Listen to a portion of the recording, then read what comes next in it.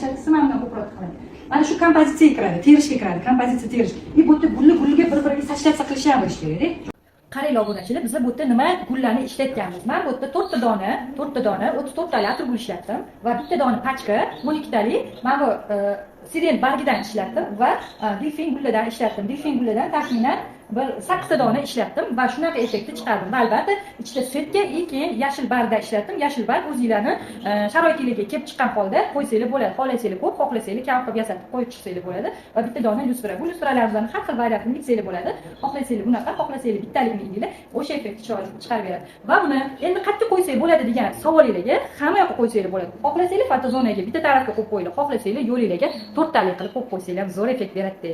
Qaranglar obunachilar, sizlarga shuni pulini chiqarishni va prokatga olish variantini aytaman.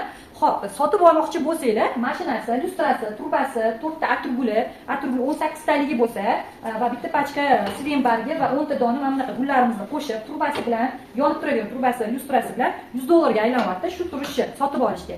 Prokatga bo'lsa, shu turishini 200 ming so'mga olib ketib olib bersanglar bo'ladi. Farqi shunda. Endi o'zimizga o'xshagan kasbdoshlarimizga tavsiya qilaman, shu yerga kelib prokatga olib ishlab ko'rishni.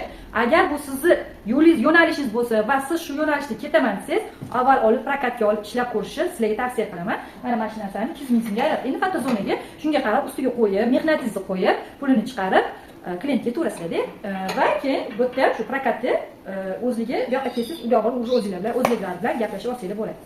Adresini, hammasini описаниеda yozib qoldiraman. Telefonligini ham boshqasini.